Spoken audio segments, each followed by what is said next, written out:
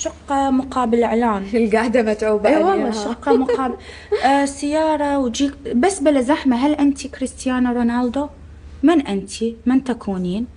قولي لي مثلا إنه أني فلان مجمع، هسه أنا صارت وياي أي. رادوا إعلان مجمع، باوعت أنا المجمع هذا مجمع زين وبيه استثمار. قلت لهم عيني بدل ما تعطوني الفلوس تسهلوا لي بالأقساط، تسهلوا لي. اي تسهلوا لي شقة. لا ماكو شقة اقول لك الشقة 200,000 دولار 300,000 دولار يعطوها مقابل اعلان. شنو وين اكو هيك حكي؟ يعني كلاوات مليون%. الا اذا يعني حتى ما نظلم الا اذا مثلا يتعاقدون وياهم فد 10 سنين ممكن تحصل يعني ما أعرف بالسنة إيش قد تريد، يعني 8 سنين 5 سنين حسب كل وحدة وسعر إعلانها. بس مال شي مقابل شي على فيديو واحد لو ستوري لو كم ستوري ماكو هيجي، ماكو هيجي ولا حد ينخدع أصلا.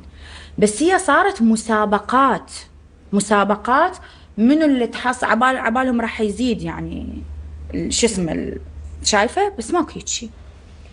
يعني أنا صارت مثلا يدفعون الدفعة المقدمة، أكو شايفة دفعة مقدمة مقابل إعلانات، والباقي أنتي غصبا ما عليك أنتي تسددين ممكن زين. بس هاي إلها معاني ثانية بصراحة أنا ما جاء. زين شنو رأيك باللي ممكن يشترن سيارة أو بيت ممكن بكذا سعر وينشرن على السوشيال ميديا؟ هسه مثلا أنا يعني تخرجي ممكن اجتي هدية من فلان من أنا مثلا تخرجي بابا جاب لي هدية BM بأمريكا بس ونشرتها وفرحانة وهيجي. انتي اجتك هدية ايه بس هن يشترن من فلوسهن الخاصة ويسوون شكرا على الهدية بس من منو؟ صحيح. هاي صايرة شنو والله أكثر من مرة صايرة قدامي. يشترون مثلا مو يشترون منين يشترون يأجرون ذهب أو فشي أو يكون شبه مو أصلي ويصورون ثانك يو حتى شنو اللي يريد يجيب له هدية يقول أوه يا معود يا هاي ما جابت له فلان هدية واصلته لازم يعني. زين بس ما هذا ما راح يأثر على السمعة؟ سمعة البلوجر من يهتم للسمعة؟ سمعة المؤثر، سمعة الفنان. شوفوا هم أثروا يعني اليوم هدية بكذا ألف.